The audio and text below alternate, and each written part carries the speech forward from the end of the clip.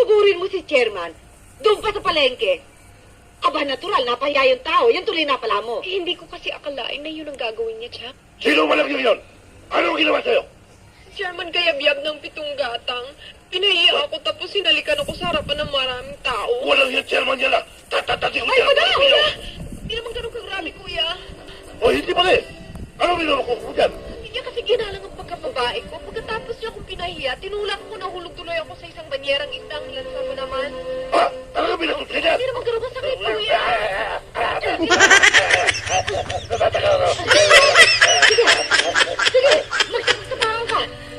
Kapag nakapatay ka ng tao, makukulong ka ng habang buhay. Jack, ilang taon ho ba yung habang buhay? Kung ano ang tagal ng buhay mo. Alam mo ba? Alam mo ba? Ano? Kung ano yung pinakakain sa preso? Ano nga ho eh? Pindang munggo at saka ulo ng tuyo. Jack, eh di papayat ako. Ikaw naman, haliklabang pala eh. Nakuha sa paligo yun. Eh kung tuwing magkikita kami, halikan ako ng halikan. Kami talagang dapat patayin yan.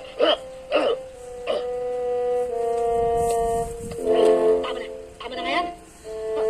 Okay, oh. Anong ginagawa niyo dyan? Eh kailangan namin ng gulok, bibiyakin namin to eh.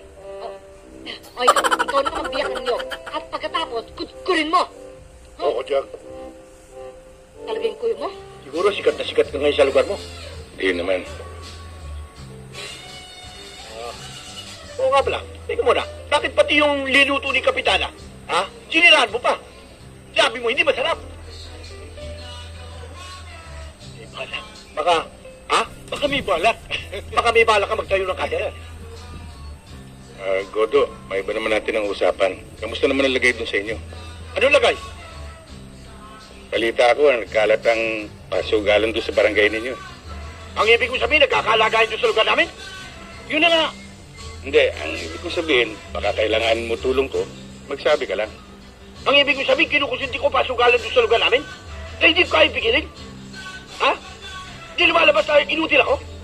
Ay, ikaw may sabi nun. Ikaw nga naman ang may sabi. Eh, loko ka pala eh!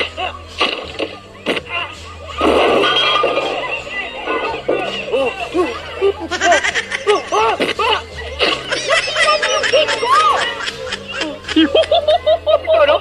Ikaw rin may naglulunok eh! Oo! Kaya pala, masarap na dessert ka. Hoy! Teka! Teka muna! Ano ba? Hoy! Ano ba ito ka? Tigilan nga dyan! Tigil mo na! Tawad! Ano? Kasi sabi niya, hinutan niya ako eh! Sabi niya, tika muna! Ay, sandali lang ho, konsyal. Pasensya na kayo. Mangyari na gusto mong maigilig ko doon yung lasalok cake.